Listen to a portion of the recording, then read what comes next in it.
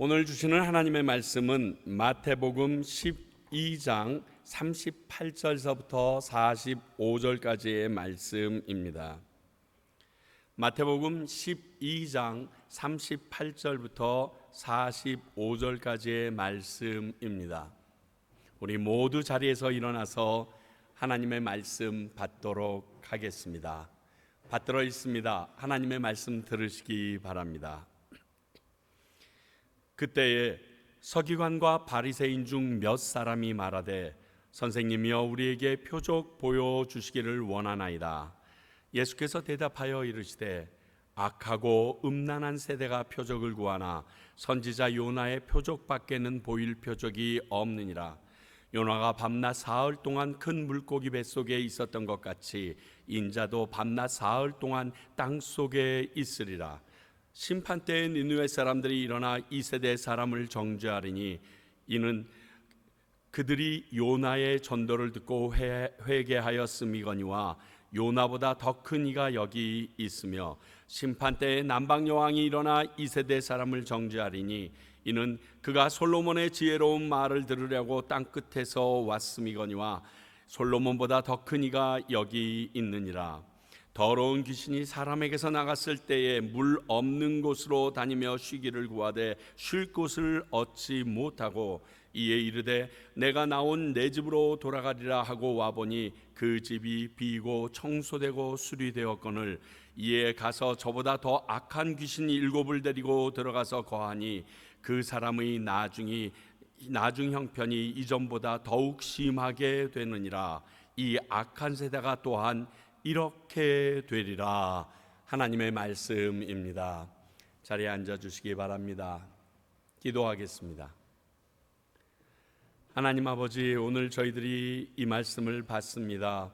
그리고 또 이 말씀을 통하여 주님께서 주시는 음성을 듣길 원하고 들은 음성이 내 심령과 골수를 깨어 쪼개어 내 삶이 되어지기를 소원합니다. 아버지여, 성령님 역사하여 주셔서 우리의 마음밭을 기경하여 주시고 이 말씀이 제대로 싹을 트고 뿌리 내릴 수 있도록 역사하여 주시옵시며 말씀을 전하는 부족한 종의 입술에도 성령님 능력을 더하사 하나님의 말씀이 원하시는 그대로 전달되어지는 시간 되도록 역사하여 주시옵소서. 우리의 주인 되신 예수 그리스도의 이름으로 기도하옵나이다. 아멘.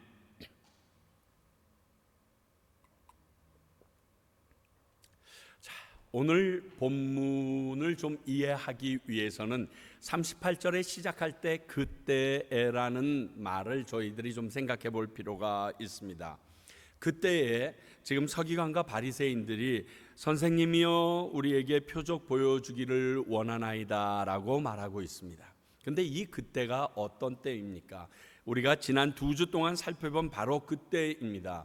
귀신 들려서 앞을 보지 못하고 말 못하지 못하던 사람에게 귀신을 내어 쫓아주니까 그 사람이 말을 하게 되고 앞을 보게 되었습니다.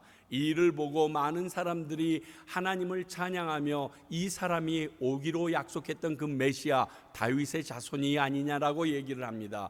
이 말을 들었던 바리새인들이 그 마음에 불편함이 있어서 아니라 저 사람은 지금 바알세불 귀신의 왕의 힘을 빌려서 귀신을 내쫓은 거라라고 얘기해서 논쟁이 일어났고 그 논쟁에 대한 조목조목 예수님이 반박하셨을 뿐만이 아니라 지난주를 통하여서 너희들이 성령이 하신 일을 하나님이 하시지 않았다라고 얘기하면 그것은 영원히 구원받을 길을 뺏기는 것이다 라는 말씀까지 하신 바로 그때, 기적을 보고 지금 이런 소란이 일어난 이때 그 기적을 또 하나를 보여달라고 요구하고 있는 것입니다.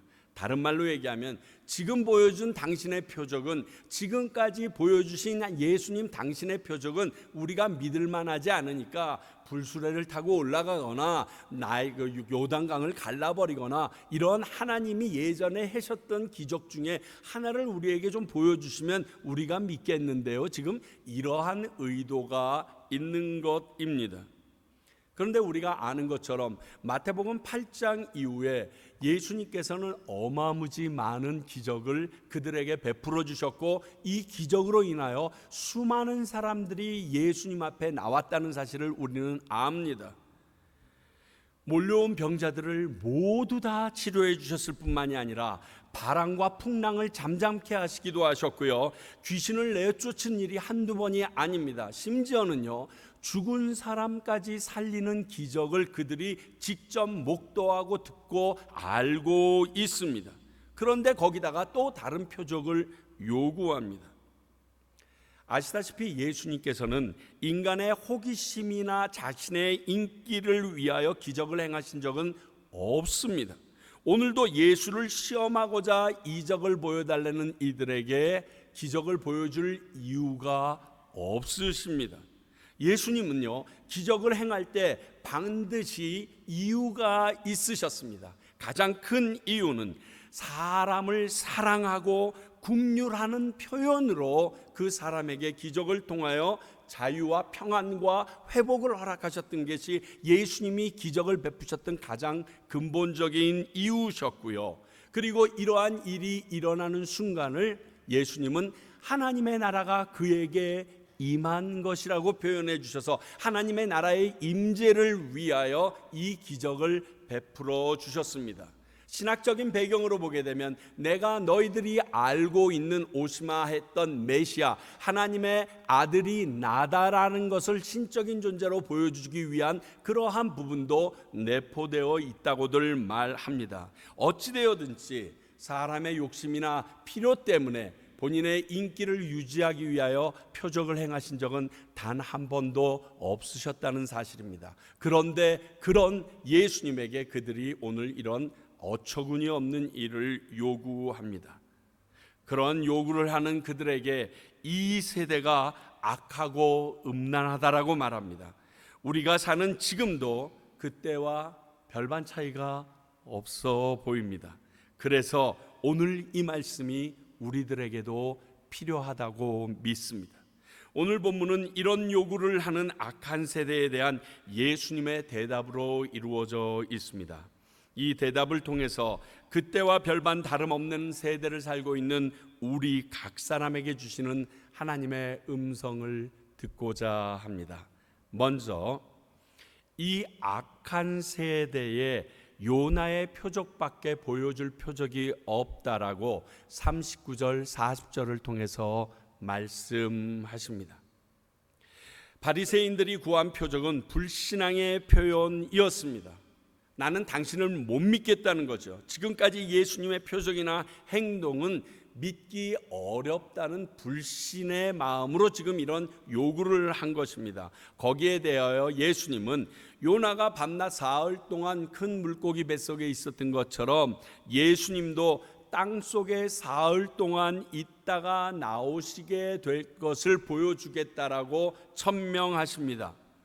중요한 것은요, 복음서에 오늘 이 부분이 예수님의 죽으심과 부활을 나타내셨던 첫 번째 보여준 말씀입니다. 첫 번째 하셨던 말씀입니다. 예수님의 죽음과 부활에 대해서 오늘 이 부분이 첫 번째입니다. 이 이야기에 대해서 결국 제자들조차 이해하지 못합니다. 그러나 분명히 요나의 표적이라고 표현하시며 땅 속에 있다가 다시 나올 것을 말씀하십니다. 내가 너희에게 보여줄 표적, 기적이 아니라 내가 죽는 것, 그리고 다시 살아나는 것이다. 최고의 표적은 십자가다, 이 얘기하시는 것. 그러나 너희가 십자가의 기적, 즉 온 인류나 너희들을 위하여 죽은 내 이 모습에 대하여 이 표적을 너희들이 믿고 받아들여 줄 수는 있겠느냐, 이러한 반문도 섞여 있는 듯 합니다. 이것을 보고 그들이 믿게 된다면 너희들에게 구원이 임하는 것이고, 이것은 우리들에게도 구원이 임하는 중요한 믿어야 될 요소입니다. 그 외에 이미 다 보여주셨으니까 너희들이 믿고 받아들이지 않았다는 것입니다. 예수님은 죽은 자 가운데서 부활하셨음에도 불구하고 결국 바리새인들은 제자들이 예수님의 시체를 훔쳐갔다라고 소문을 내서 이 부활의 사실을 감춰버립니다. 그 외 기적을 보고서 구원에 이르는 것이 아니라는 것을 말씀하길 원하셨던 의도가 강하게 느껴집니다. 내가 부활했어도, 죽었다 살아났어도 너희들이 믿지 않을 것인데, 내가 보여준 이 기적, 그거 외에 한계를 더 보여준들 너희들이 믿을 리가 없다는 것이죠. 구원을 얻는 것은 기적을 보고 얻게 되는 것이 아님을 확실하게 말씀하십니다. 이때까지 행한 기적을 통해서 하나님의 아들이며 그분이 보낸 자로 믿는 것도 중요하지만, 그것도 인정하지 못하는 너희들이 과연 마지막 나의 표적을 보고 믿을까 하는 미지수라는 의미입니다. 그리고 사실 그렇게 됐습니다. 사랑하는 성도 여러분, 우리가 믿어야 될 표적은요, 오직 하나, 예수 그리스도께서 우리 죄를 위하여 십자가에 달려 죽으시고 미래의 우리의 모습을 보이듯이 사흘 만에 부활하셨으며 다시 살아나셔서 지금은 하나님의 우편에 앉아 계시다가 다시 오실 것임을 믿는 이것이 우리에게 가장 중요한 기적이며, 이것을 믿을 때 비로소 새 생명, 구원이 우리에게 있는 것입니다. 두 번째, 이 악한 세대가 심판받을 때 니느웨 백성들이나 남방 여왕이 정죄하게 된다라고 41절 42절을 통해서 말씀합니다. 정죄하는 이들은 모두 당시 유대인들이 영적으로 무시하던 이방인이라는 사실이 참 아이러니합니다. 남방 여인도 그렇고 느느웨 사람도 그렇고 절대로 구원이 없다고, 그리고 지옥의 불쏘시개 밖에 되지 못하는 이방인이라고 놀리던 자들이 도리어 이스라엘 백성을 정죄하는데 한몫하겠다고 하는 것입니다. 그런 그들이 심판 때의 유대인인 다시 말하면 모든 유대인이 아니라 성령님이 하신 일을 귀신이 했다라고 얘기하는 그들을 정죄하겠다고 하는 그 말씀인 것입니다. 자, 그러면 과연 니느웨 사람들이 정죄할 수 있는 부분이 무엇인가? 우리가 요나서를 생각하면서 히스토리를 좀 생각해 보아야 합니다. 아시다시피 요나는 니느웨로 가서 그들이 곧 멸망하게 되니까 회개하라는 하나님의 명령을 어겼습니다. 그리고 도망치다가 그 배가 풍랑을 만나서 바닷가에 던져짐을 당함으로 그 바다에서 큰 물고기 뱃속에서 회개하고 토해서 다시 살아납니다. 다시 말하여 매 맞고 겨우 살아났습니다. 그래서 가기 싫었던, 지금 우리 조금 대한민국을 통해서 보게 되면 일본이라고나 할까요? 적대국, 도저히 용서하기 싫은 그 적대국으로 다시금 가서, 기쁨으로 안 설교도 아닙니다. 분명히 적혀 있기를요, 그 니느웨 성은 아주 커서 3일을 걸어 사흘 길을 걸어갔다 와야 되는데 딸랑 하루만 걸으면서 너희들 회개하지 않으면 하나님께서 심판하실 거라는 말, 그것도 하루만 대충 외쳤는데 그 소리를 듣고 니느웨 백성들뿐만이 아니라 가축까지도 회개하는 역사가 일어났다는 이 배경을 가지고 예수님이 말씀하고 있습니다. 지금 그 요나하고는 비교되지도 않는 더 큰 예수님, 하나님의 아들이 하늘 높은 곳에서 이 땅에 내려와서 하나님의 능력을 행하시고 천국 복음을 전하시며 말씀을 가르치셨습니다. 그럼에도 불구하고 너희들은 회개하지도 않으니까 심판 때 이방인이었던 니느웨 사람들이 너희들은 우리보다 못하다고 정죄하는 것은 타당할 것이다 라는 의미로 하신 말씀입니다. 이 말은 회개한 니느웨 사람들은 천국에 있다라는 의미가 내포되어 있으니, 이 말을 듣는 유대인들의 입장에서는 아마 불긋불긋 안에서 화가 올라왔을 게 당연합니다. 더욱 치욕스럽게 여겨졌겠죠. 아니, 그들은 천국에 가서 나를 정죄한다고? 또 하나, 남방여왕이 정죄하는 이유는 무엇일까? 솔로몬에 대한 지혜의 소식을 들었습니다. 그 당시 그 시바 땅이나 남방 땅, 그 먼 곳서부터 그 많은 재물과 수많은 사람들과 신하들과 같이 예루살렘까지 오기 위해서는 최소한 그 원웨이, 그 일방 통행길만 6개월이 넘는 어마어마한 거리라고들 신학자들은 이야기합니다. 그런데 그렇게 먼 길을 그 솔로몬의 지혜가 대단하다는 소리를 듣고서 찾아와서 하나님의 성전과 그의 궁전과 그에게 필요한 모든 것을 질문하고 남방여왕은 감탄하여 모든 선물을 그에게 바치며 그가 믿고 따르는 하나님을 찬양하고 되돌아갔던 사건이 있습니다. 그렇게 먼 곳으로부터 솔로몬의 지혜를 듣기 위하여 찾아왔던 남방여왕이 너희들 지금 솔로몬보다 더 큰 지혜를 갖고 있는 하나님의 지혜 그 자체를 가지고 계시는 예수 그리스도께서 너희들을 가르치고 있는데 너희들은 지금 귀를 막고 있구나. 그리고 거부하고 있구나.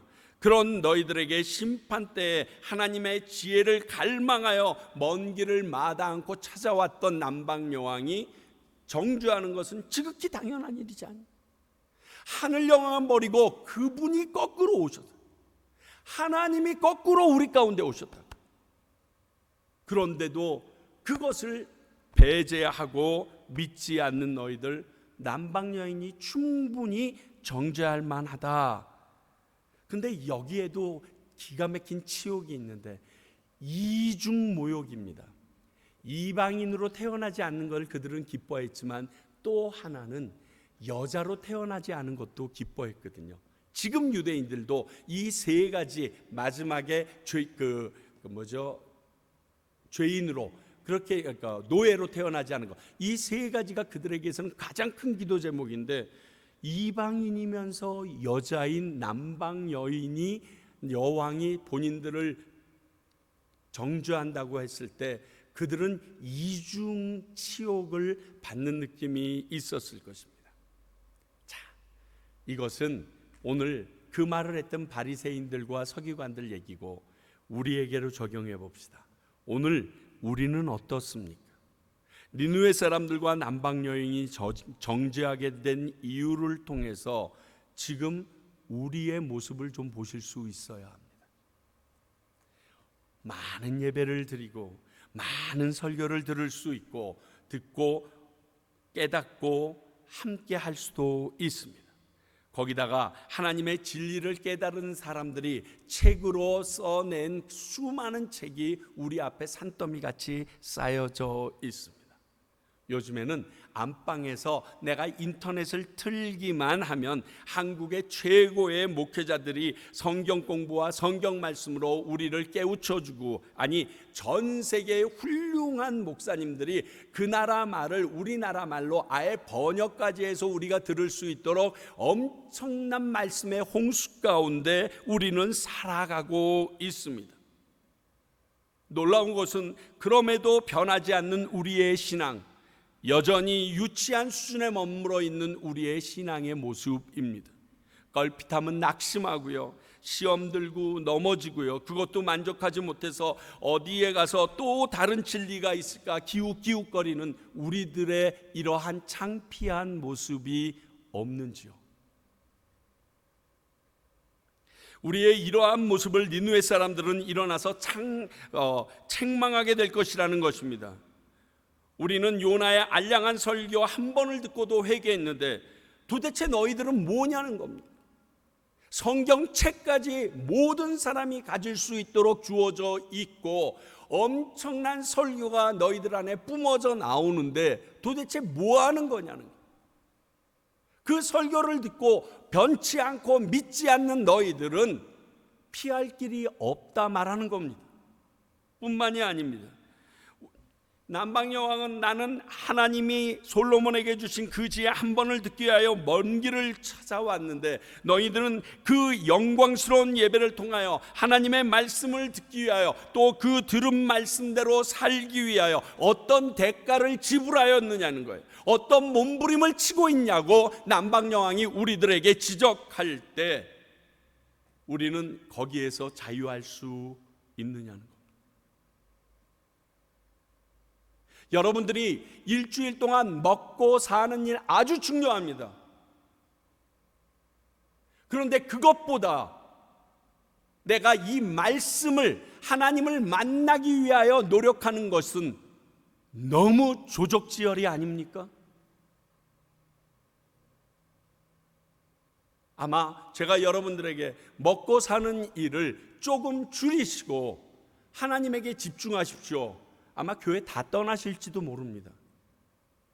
그러나 제가 여러분들에게 자신 있게 말씀드립니다. 그 일이 여러분들이 앞으로 50년도 되지 않아서 하나님 앞에서 어떠한 축복과 은혜와 기쁨의 장이 될 것인지, 어마큰 상급이 여러분들에게 주어질 것인지 저는 확신합니다. 누가 말합니다. 목사님, 교인들도 적은데 뭐 예배를 2번 드립니까? 교회 예배를 우리 교회 같은 경우 2번 드리는 이유는 명확합니다. 왜? 일부 예배 때 나오지 않으면 이 땅 가운데서 살아가기 어려우신 분들이 있습니다. 뿐만이 아닙니다. 내가 더 열심을 내는 분들을 위하여 일부 예배가 필요했습니다. 왜? 일부 예배 때 예배를 드리지 않으면 주방 봉사도 할 수 없고 자녀들 교육도 할 수가 없고 그리고 내가 다른 봉사를 할 수 없기 때문에 더 열심 있는 분들을 위하여 내가 아무리 힘들어도 10번이라도 예배를 드릴 준비가 되어져 있습니다. 이것이 너무너무 중요하기 때문에, 그러나 그 중요한 하나님의 일을 하기 위하여 여러분들은 얼마나 노력했냐고 지금 묻고 싶습니다. 매일매일 하나님의 말씀은 읽고 있습니까? 책장을 넘기기도 싫습니까? 그런데 여러분들의 직장에서 여러분들이 먹고 살기 위해서 수많은 서류는 왜 그렇게 매일 잘 넘기십니까? 그리고 하나님 앞에 창피함이 없습니까? 우리의 삶이 이 정도면 됐다, 교회도 안 나가는 사람이 얼마나 많은데 이걸로 자부하시겠습니까? 남방여왕이 뭐라고 얘기할까요? 나 그 며칠 안 되는 동안 그 솔로몬 지혜 들으려고 6개월을 내가 가지고 있는 어마어마한 보물과 수많은 사람들을 끌고 갔다가 왔는데 니들은 문만 열면 되는 것 뭐라고 있니? 자유할 수 있을까요, 우리가? 목회자인 저에게도 오늘 이 말씀은 크게 찔림이 있습니다. 도대체 너는 뭐하고 있느냐? 매일매일 허겁지겁 네가 전할 말씀 거기에 멈춰서서 너의 신앙을 위해서는 도대체 무엇을 먹고 무슨 시간을 나를 위하여 할애하고 있느냐? 이게 저를 꽉 찌르는 말씀이죠. 다른 사람에게 말씀을 전하려면 그 말씀 전하는 시간에 10배, 20배는 나를 위하여 더 깊이 들어와 있어야 되지 않느냐라는 책망이 이 남방 여인과 니느웨 사람들의 소리를 통하여 제 귀에 꽂히고 있어요.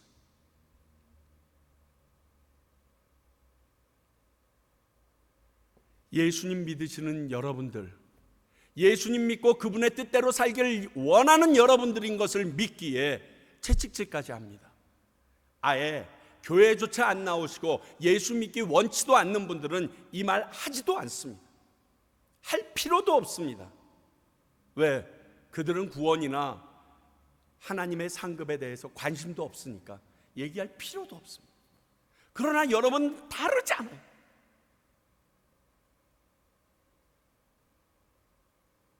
한번 나를 돌아보십시오. 얼마나 많은 시간을 하나님 외의 것을 위해서만 살고 있는지.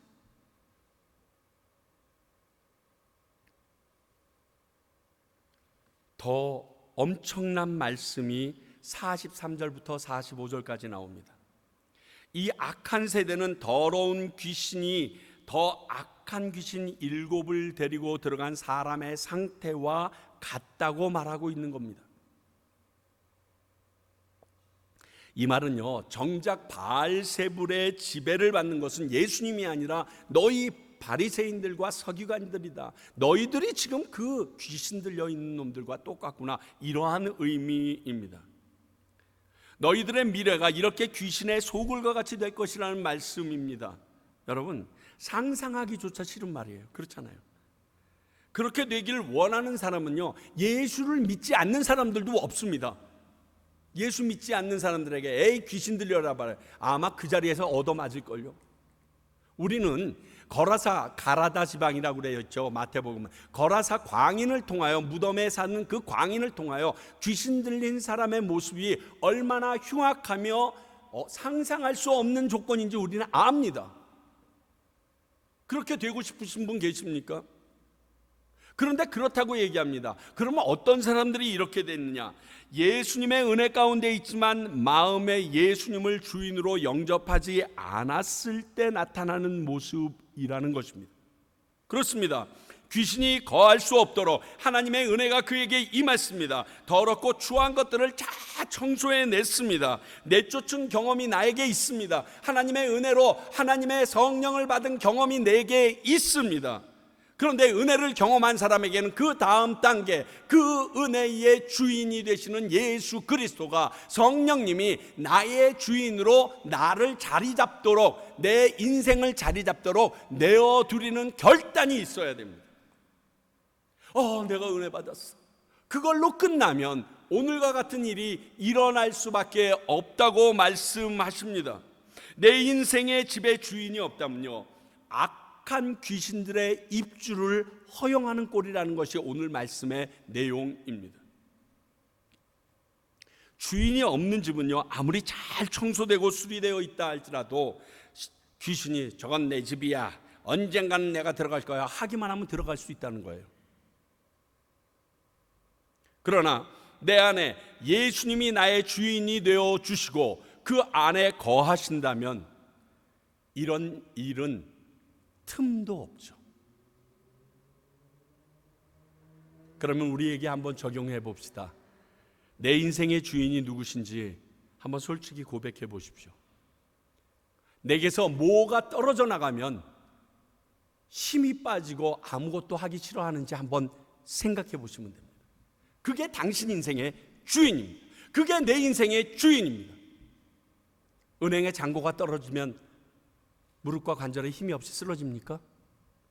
어쩌면 돈이 당신 인생의 주인일지 모릅니다. 건강이 무너지고 힘들어지니까 아무것도 못하겠습니까? 그러면 건강이 당신 인생의 주인일지 모릅니다. 자녀들이 여러분들의 뜻대로 자라주지 않고 그들이 힘들게 함으로 말미암아 내 마음이 낙심되고 힘듭니다. 그럴 수 있습니다. 그런데 거기서 절망하여 일어나지 못한다면 여러분 마음의 주인은 여러분들의 자녀일 수도 있습니다. 다윗처럼 주님, 내가 죄를 지었습니다. 그러나 나를 성령님은 떠나지 말아 주십시오라고 얘기할 때 다윗의 인생의 주인은 예수 그리스도 성령님이셨던 것처럼 우리 마음의 주인이 누구이신지는 그렇게 살펴보면 알 수 있습니다. 과연 여러분 인생의 주인은 누구십니까? 내 인생의 주인은 누구이신 것 같습니까? 정말 예수님이 하나님이 주인이시라면 그분의 말씀대로 살아낼 수밖에 없을 겁니다. 그렇지 않겠어요? 그분의 말씀대로 살아내기 위하여 노력하고 발버둥치고 피 흘리기까지 싸운다는 이 표현처럼 살아내는 사람이 비록 그 승리는 못 쟁취할지 모르지만 성령님의 도움으로 승리하게 되는 주님이 주인이 되어주시는 사람입니다. 만약에 이 질문에 아멘으로 대답하지 못한다면 우리는 이런 일이 생기지 않도록 긴장하고 매일매일 하나님의 은혜를 구하며 회개하며 결단해야 합니다. 자, 그러면 우리는 이 시대에 믿는 사람으로 어떠한 마음 자세로 살아나가야 할까요? 로마서 12장 2절입니다. 제일 많이 제가 인용하는 말씀이죠. 이제는 외우실 때도 됐죠. 막 너희는 이 세대를 본받지 말고 오직 마음을 새롭게 함으로 변화를 받아 하나님의 선하시고 기뻐하시고 온전하신 뜻이 무엇인지 분별하도록 하라. 아이러니하게 2000년이 지났는데도 아직도 그때와 동일한 세대의 모습으로 살고 아닙니다. 그때보다 7 귀신이 더 들어와서 더 극심해진 세대가 지금의 우리가 사는 시대의 모습 아닐까요? 이런 상황에서 로마서 12장에서 말씀하신 하나님의 선하시고 기뻐하시고 온전한 뜻이 무엇인지 오늘 본문 안에서만 찾아서 좀 3가지만 생각해 봅니다. 첫 번째는 표적을 구하는 것이 불신의 표현이라는 걸 아셔야 합니다. 이미 이 세대를 사는 우리들은 충분한 것을 듣고 보고 알게 해주셨습니다. 이 정도 말씀과 표적의 홍수에서도 믿지 않는다면 그 이상의 어떠한 것을 보아도 잠시 주춤은 하겠죠. 그러나 믿고 마음으로 받아들이지 못할 것을 아시기에 이렇게 말씀하신 것입니다. 그러므로 이미 우리에게 주신 하나님의 말씀과 예배를 통하여 주님의 말씀이 믿어지도록 성령님의 도우심을 구하시는 게 바른 하나님의 뜻입니다. 두 번째, 참된 표적은 예수 그리스도의 죽으심과 부활, 이것을 믿는 것이 구원의 길입니다. 그렇습니다. 나의 죄를 위해서 십자가를 지셨다고 그렇게 역설하고 외치는데 믿지 않는 사람들도요, 예수님이 왜 십자가를 졌는지 다 안다니까요. 한번 물어보세요. 예수님 그러면 십자가 얘기하거든요. 그 십자가 예수님이 왜 졌지? 뭐 우리들 죄를 위해서 졌다며. 예수님 안 믿는 사람들도 다 알아요. 그런데 이게 믿어지고 주님의 교회에 발걸음하는 그 사람들은 생명이고요, 아는데 그들의 삶의 변화가 없으면 그들은 사망으로 가는 길이에요. 너무 말도 안 되지 않아요? 다 알아. 아마 이 과테말라 땅의 4,000명의 한인은 100% 다 알 거예요. 십자가가 우리들의 죄 때문에 예수님이 지신 거라는 거 상식으로 다 알고 있어요. 근데 그게 믿어져서 오늘 이 자리에 나오신 분들은 생명의 길이고요, 그들에게는 미련한 자들이라고 얘기하는 우리는 생명의 길인데 그들은 사망의 길을 가고 있다고. 그렇게 들었으면서도 회개하지 않는 그들은 분명 심판 때 니느웨 백성이나 남방 여왕이 정죄할 것이 확실합니다. 이 세상의 이 부분을 가지고 우리에게 어떻게 다가와도 흔들리지 말고 살아가기를 바랍니다. 믿으십시오. 붙드십시오. 그게 살 길입니다. 마지막 3번째로, 예수님을 내 삶의 주인으로 섬길 때 곧 가르치신 말씀대로 살아감으로 비로소 하나님의 자녀가 된다는 것입니다. 그렇습니다. 이 말씀이 마음의 은혜로 다가왔을 때 우리의 삶을 예수님께 내어드리는 결단이 필요합니다. 아, 좋은 말씀이다 그러면서 그렇게 사는 건 부담스러운데, 이러면 안 됩니다. 부담스럽지만 하나님 저렇게 살고 싶습니다, 살도록 주님 능력 주십시오, 외치는 게 맞는 거예요. 그분이 나를 다스려서 그렇게 되도록 만들어 주십시오, 요청하시라는 거예요.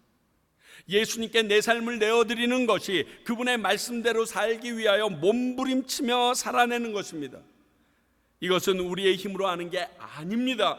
성령님이 이런 결단과 몸부림 가운데 있는 우리를 도우시고 보호하시고 함께하여 주실 것이라고 약속해 주셨습니다. 그분의 힘으로 이 길을 갈 수 있는 것입니다. 예수님이 나의 주인이 되어 주실 수 있는 겁니다. 그러므로 지금 오늘 이 시간 여러분들은 결단하셔야 됩니다. 주님, 내 안에 지금 오셔서 나의 주인이 되어 주시고 나를 다스려 달라고 여러분 오늘 이 시간 결단하셔야 됩니다.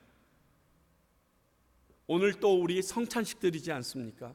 이 성찬식은 예수 그리스도가 나의 몸 안으로 들어오는 예표적인 예식입니다. 근데 예식으로 끝나지 말고 여러분들이 주님의 살을 받을 때, 주님의 피를 받을 때 정말 주님께서 오늘 이 시간 내 안에 주인으로 와서 영원히 좌정해 달라는 간절한 마음으로 이 성찬에 오늘 참석하시면 바로 귀신들이 넘볼 수 없는 오직 생명으로만 똘똘 뭉쳐진 하나님의 자녀로서 거듭나는 시간이 되는 것입니다.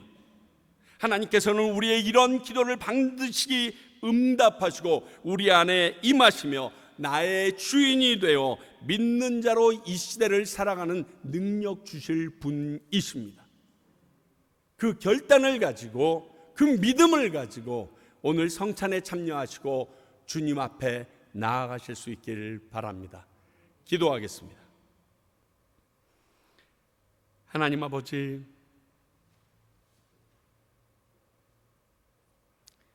오늘 우리들에게 마음 찔리는 말씀 주셨습니다. 그런데 그 말씀으로 멈춰지지 말게 하시고 내 마음이 깨끗이 청소되고 비어 있음으로 기뻐하는 것이 아니라 이제 내 안의 주인이 예수 그리스도가 되어달라고 고백하는 저희들 되게 하여 주시옵소서. 그리하여 오늘 드리는 이 성찬을 통하여 하나님의 임재가 나의 주인 되어 주심이 강하게 역사하는 시간이 되도록 도와주시옵소서. 예수님 이름으로 기도하옵나이다. 아멘.